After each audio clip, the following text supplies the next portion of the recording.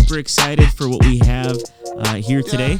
And before we begin, as you know, we got to thank our partner, Element Studios, EL3MENT Studios. Go ahead and check them out. They're a full-service media production company. They do tons of corporate headshots, beautiful photography for real estate photos.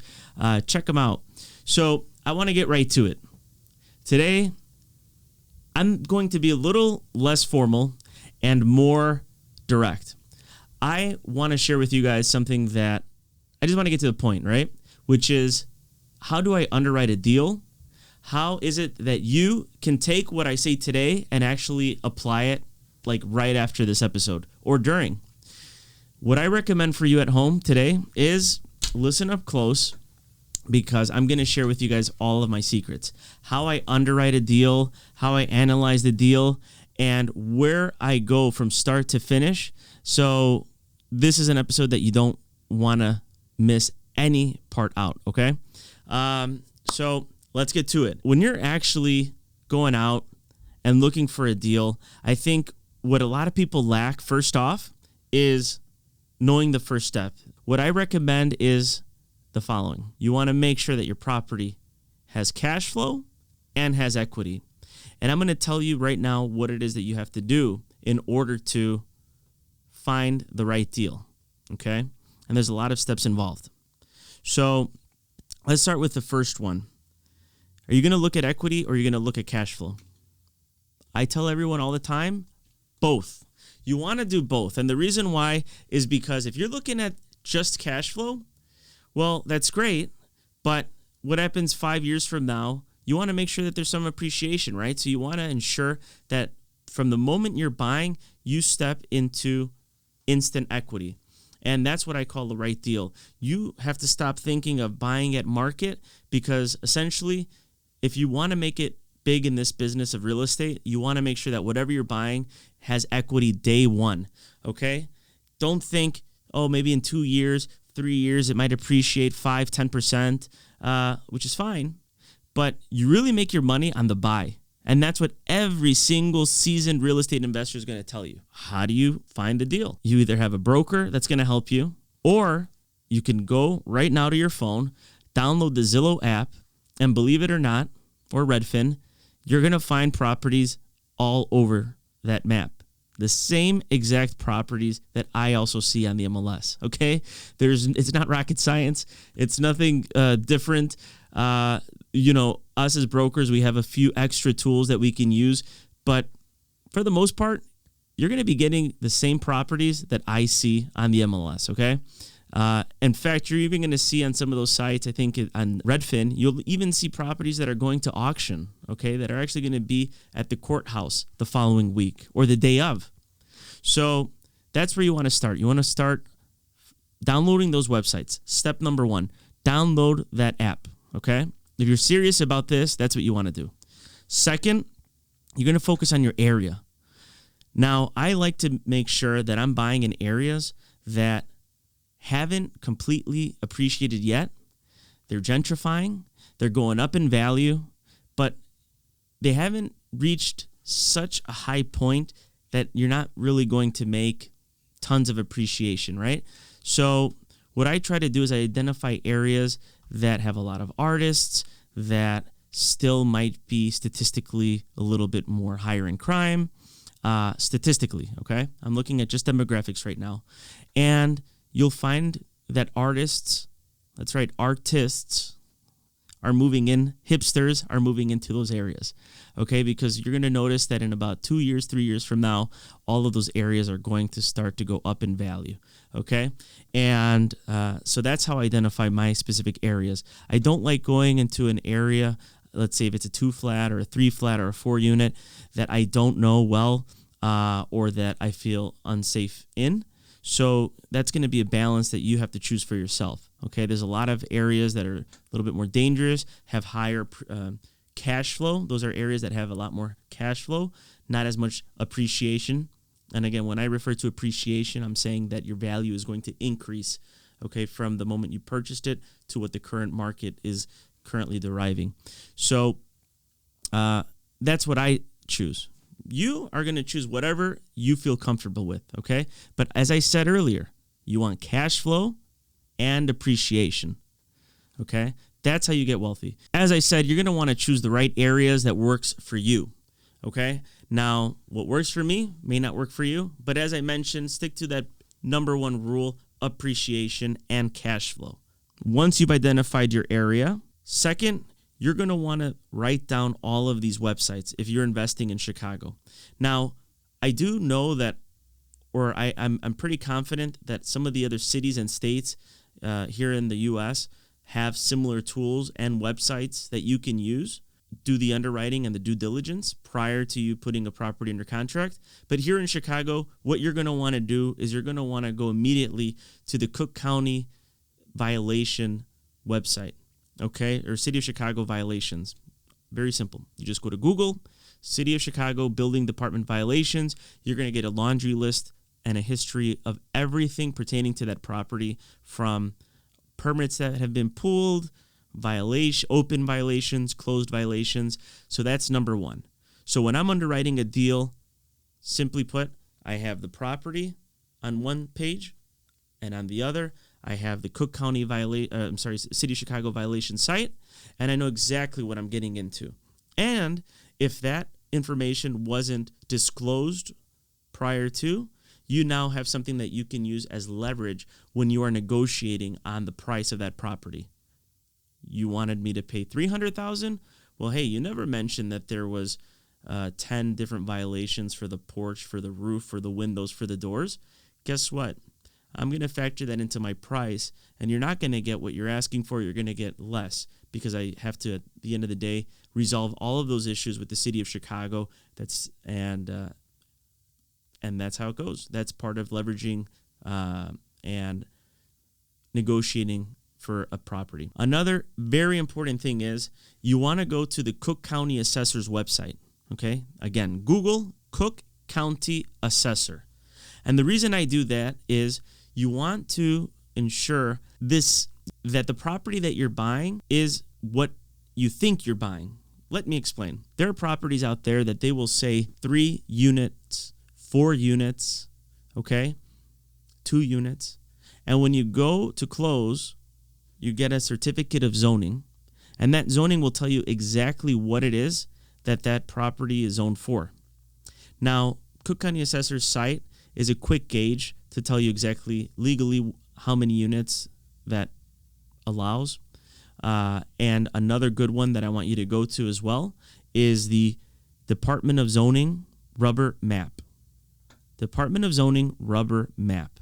So you're going to have Cook County Assessor open. You're going to have the rubber map open. Now, the rubber map is going to give you the actual zoning of that property, okay? And you just plug in the address.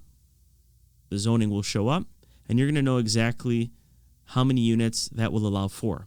Now, sometimes you'll get a zoning that may allow for single family to 2 units, and the assessor's website will kind of help you identify exactly how many residential units there are. Now, that's just a quick gauge. At the end of the day, the Department of Zoning is going to tell you exactly how many dwelling units is allowed in that property that you're purchasing, okay? And it's a little, if you really wanted to know, you would go to the county and then you would pick up that information, but that takes time, okay? And typically that's usually done, in fact, they should do it before closing, but a lot of times that gets done like right before closing, which is nuts. If you got a good attorney, then they should probably be getting that ASAP. Then the other very important thing you're going to want to do is you are going to want to find out what else is on title, okay? Now, this is all due diligence item that your attorney also looks up for you, okay? The seller's attorney actually provides you with the title of the property, and that's going to have a history of all of the liens on the property, and you want to make sure that you're buying a property with a clean title. Now, that's the attorney's job also to ensure that you're buying a property with clean title. But again, you as the investor, you want to do your homework. This is very quick steps. You're going to want to go to CCRD. That's Cook County Recorder of Deeds. So that's your next page and tab that you're going to have open. Cook County Recorder of Deeds. Now, the Cook County Recorders of Deeds website, I have to say is one of the best sites you will ever come across, because that is an abstract really of what your attorney is going to find on title. Now, that's not the end-all solution, because sometimes there are things recently that may have been recorded on title and those will not appear. So it does take time for the county to update that, but it's pretty on point, okay? And the reason you're going to want to do that is because you're going to want to see if there's also any sort of pending lawsuits against the property. And that's another great way to gauge if there's anything happening with the property, okay? So my two main ones, again, actually there's a few that I mentioned, but I'll usually have Cook County violation, City of Chicago violations on one side, Cook County Recorder of Deeds on another tab, have them both open at the same time, and that way you're going to know exactly what it is that you're buying, all right? And last but not least, I love Google Earth. Use it entirely on all the properties. It's a great way to quickly check the neighborhood, see what's happening in the area, and there's an awesome tool that is on that website, and that is, it looks like a ruler, okay? And you're able to literally click on the ruler, measure the dimensions of the property to get an idea of the kind of the square footage that the building has. So sometimes you're dealing with a property with an irregular lot, and that's a great tool to determine, again, just the amount of square feet, and also to sometimes gauge the lot size, which is very important for development. Circuit Court of Cook County. So that's the last one that I missed that I want you to check out. And that is, if something shows up at the Cook County Recorder of Deeds and you have a case number, you can literally go to the Clerk of Circuit Court of Cook County website, plug in the docket number, and the information will show up. And that's another great way. I'm telling you guys these tricks that I'm telling you. I think people pay thousands of dollars for courses, and I'm giving this to you. Like today, what I'm doing is I'm helping you accelerate your success. And these are the tools that you're going to need. I use them every single day. Now what? Well, you want to know exactly if the rents currently being paid for that property you're going to purchase are under or overpriced. Now, ideally, you're going to be buying a property that has underpriced rents. And how do you determine whether or not that property has underpriced rents? If you don't want to go to your broker, you go to apartments.com. It's very simple. Just go to apartments.com, put the zip code, and you're going to be able to see all those comparable apartments that have similar condition as to the one that you're going to purchase, and you're going to be able to gauge whether or not you are buying something that has underpriced rents. Now, if you're buying a fixer-upper and you want to know, if you're buying a fixer-upper, that's a great way to determine what your rents are going to be after the units have been repaired. And once you have all of that information, you want to go back to your Zillow app, and you want to know that if I'm able to get my rents up an extra $100, an extra $200, what is my property worth, right? And the best way to do that, if you're not going to use a broker to do a CMA report, which really, by the way, it's very easy to do a CMA report. It doesn't take very long for a broker to do that. In fact, when my clients reach out to me, I'm able to get that information to them in no less than 15 minutes. Essentially, what they do is they take a half a mile radius of the subject property, and they're going to look for similar properties to yours that have closed within 6 months to get an idea of what things are trading for. And that is the best way to determine. And you're looking at square footage, you're looking at bedroom size, baths, obviously. Remember, you want to compare apples to apples. And now you have your end value, your after repaired value. You can now make an informed decision of what it is that you want to offer on the property. I gave you the tools to identify certain areas that may have the highest appreciation. I've also given you the tools to then look at that property and analyze and say, okay, now I know exactly what it is that I'm getting into. I know the risk. I know what my rents are going to be after I repair. And now I can make an informed decision as to how much I'm going to make the offer for. It's not a blind offer. It's not, I think I can get it for, I've been told that I should always offer less, so I'm going to offer this. No. You want to know exactly how and why it is that you're making the offer that you're making. The one variable that we haven't discussed is your repair budget, right? So you've identified the risks. You know what the city is requiring you to fix based off what you found on the violation website. But how much is it going to be? Well, if you're not a general contractor, get one. They'll be able to help you price out the different issues related to what shows up on that site or whatever sort of repairs you're going to make. Now, I've seen here in Chicago, the rule of thumb I use is anywhere between $40,000 to $50,000 on a full gut renovation per door. And yes, that sounds a little excessive, I know, but when you factor in architectural fees, permits, and everything else, you kind of come up to about $50,000 a door. So, and if it's less, great.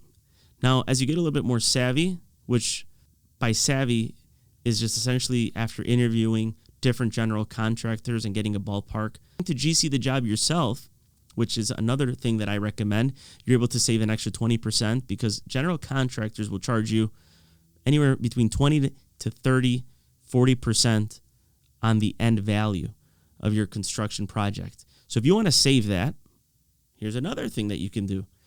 Go to Google, get your general contractor's license. It's not rocket science. You only have to pay for, I think, the lowest class, which is, I think, a D license. I think it's about $300 or $400. I'll double check, and then I'll put that on the tab. But the bottom line is it's not going to cost you an arm and a leg. That way you're saving. But now you are going to have to be on the job. You're going to have to interview all the subs. If you've got, rule of thumb, don't go with the highest, don't go with the lowest. Go someone in between. Check out their work. Please call some of their past clients. All right, and make sure that they actually show up. Anyway, so once you have all of those numbers in, now we have the full equation. That's right, ladies and gentlemen. We have something now that will help you coming up with the purchase price. And that formula is work backwards. Okay, you're going to work backwards. You're going to have your value. So say the property is worth $500,000. You're going to reduce closing costs, which I estimate usually at around 7%, 7 to 8%. So you take that right off the top. You're going to then reduce your renovation budget. So if your renovation came out to be about $200,000, all right, now we're talking you're somewhere around, let's see here. What was that? $300,000, and then your 7% at the top.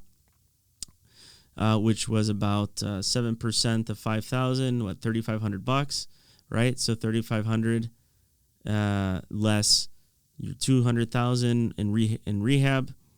Then you're going to, if you're following me and you've been punching the numbers in, you're going to then be left with a number which is the difference between that number and your purchase price is then your profit. The seller is asking, say, $250,000 for the property, and $50,000 is a good amount of spread there for your profit. Well, then the deal can make sense. But the seller is asking for $300,000, and you know that after the renovation, you're going to be into it for what it's worth. Then it totally is a deal that you're going to have to negotiate down to get in line with your profit margin that you're expecting out of the deal. Now, what is the perfect profit spread or percentage? That's not a magic number. It's whatever you feel you can tolerate for the amount of risk you're willing to take, the amount of time that the project is going to take to finish and be completed by. And the rule of thumb that I've seen is if you're at about, most rehabbers are about 30% return, cash on cash, okay? So you're looking at about a 30% return on your money. Some people will hear me and say, "Oh, that's amazing. If you can give me 30%, I'll invest with you all day." Well, the trick is actually finding the deal that can perform that way. Now, a lot of those guys that say, well, that's too much, typically they're doing, there's people with big, deep pockets out there, and they'll take a 15, 20%, return, but they're doing a lot more projects. Whereas, I want to make sure that I'm not in a rush to get into the next deal. So whatever I get in is going to be the deal that makes sense and is going to be able to bring the most amount of profit, possible.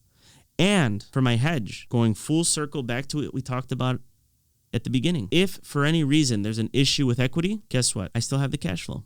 I've rented out the units. And by the way, obviously now I'm talking about anything above a single family home. This could be a 2-unit, a 3-unit, a 4-unit, 8-unit, 30 units, because at least I know that I'm getting some sort of cash flow.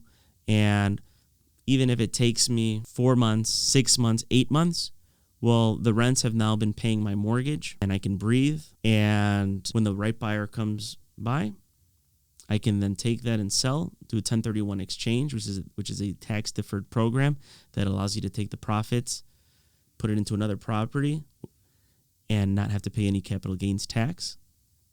Or what I really recommend is then you take that equity, you refinance, and most lenders will want at least a 25% equity there. By that I mean if you're going to do a cash-out refinance, they're going to take the value. They'll take 75% of the value, all right?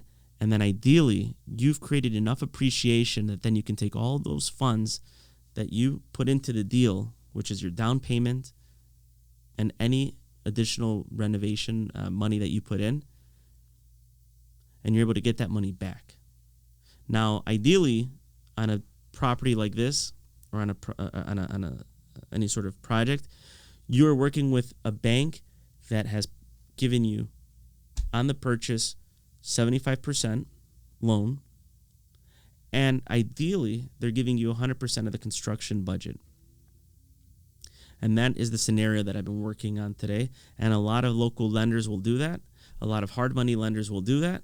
That is my recommendation, that you actually don't sell and that you refinance, you cash out, and that's how you create wealth. And that's also how you create the lifestyle that you want to live. You want to go on vacation. You want to take, you're saving up for, to buy a summer home in Lake Tahoe or Hawaii. Well, guess what? This is how you're going to do it. This is the formula, okay? But you're going to have to do this by buying multiple properties. And this is the exact formula that I use to build wealth. And if it wasn't for this cash flow, when things like what's going on right now with this, I can't use the word because I heard that it actually lowers your algorithm. Okay? So, but you guys all know what I'm talking about. Okay? So when any sort of craziness happens in the world, all right, and we get shocks that create a recession, guess what? You're going to want this cash flow as a backup. Okay? So that was it. Those were my secrets, guys. I'm super happy to have shared them with you. And, I'm super excited because I went from, I love the shows, I love the podcasting, and I love interviewing different guests. But sometimes when we have these one-on-ones, this is where I really get to just share with you guys everything that I've learned that has taken me years and years, 13 years of just being in the industry, all the secrets. And I'm finally giving it to you today. And this is going to help you leverage your success. That is what I want. Okay, I just want all of you out there to be successful. It's possible. Any questions, just put it in the comments. If you like what you heard, please hit the like button, hit the subscribe button, share this. And if there's so many more things that I want to just talk about, but we're going to continue to save some of this for the next episodes because I don't want to overwhelm any of you guys. Because I'm telling you, there's still a lot more left. But just use those tips and tricks that I've literally given you. That took me a while to kind of just culminate. And you're going to have success in this business. I promise you. So without further ado, thank you guys so much again. And please check out our partner. You're going to love them. Element Studios, EL3 MENT. Get on my way. All right? Take care.